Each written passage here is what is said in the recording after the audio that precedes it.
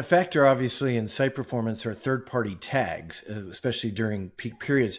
Are there performance issues they present? And if so, how do you address those to minimize those performance issues? Yeah, that's actually a really good question. So, what I have found in the last few years is the biggest issue that we do have during these holiday periods is actually it's third parties that are causing issues for our end users. Um, and if, for us, this sort of turns into a little bit of a non-issue because we do have the ability to detect when are those third parties giving us issues. I'll, I'll give a shout out to the Blue Triangle platform that helps us a lot with that. But then not just leveraging Blue Triangle to see how or what are the pixels that are causing us issues, but when we implement the pixels, we're implementing them in a way that we can very quickly turn them off, whether it be through Google Tag Manager or we have our own kind of backend platform that we can do that with as well.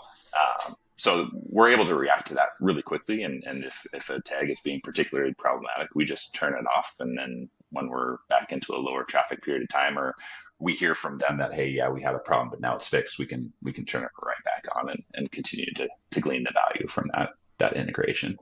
So no matter what time it is right now that you're listening to this, it's Cyber Monday and you probably have a tag issue going on right now because there's just so many things that go wrong. One of my favorite things to talk about with tags, if you have 100 tags and you expect 99.97% reliability on any specific tag, which is fantastic, that still means you have like 5 hours of downtime every week in some tags. Something is down, something is problematic, which then bubbles up to about an hour a day where you have a tag problem.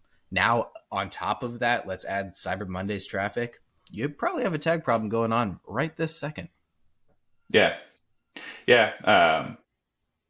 And that kind of goes back to what we were talking earlier about plan for things to Mm-hmm. not work. Like, Exactly. what are you going to do when that take problem arises? Are you able to turn it off?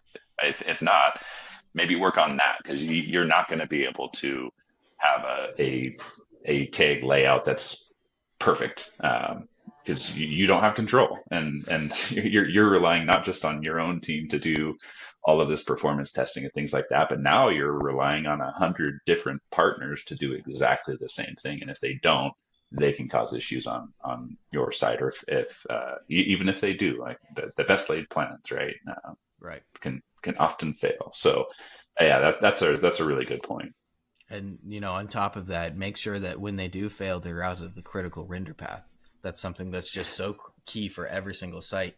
If it's not providing something that the user expects, interacts with, or sees, they should not be in the critical render path, period. And so Yeah. get them out onto the back. And, one thing that we hear often when we're talking about this concept is like attribution data. Oh, we're going to lose a lot of data because people leave early. Well, they're leaving early because you're slowing down the website and it's actually creating a worse experience. So if you just get them all out into the later side, you're going to keep more users and less bounce is going to happen.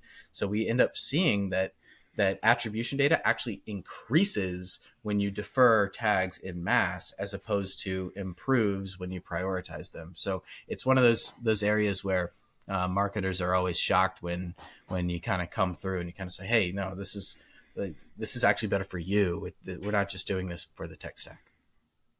Yeah, that's front end performance is one of the things that I just absolutely love talking about, and I'm sure you've seen this as well. But one of the things that consistently shocks me is that there isn't always a lot of thought that goes into how are these tags implemented across sites. Like even the instructions that you'll get from your partners of how to integrate their tag.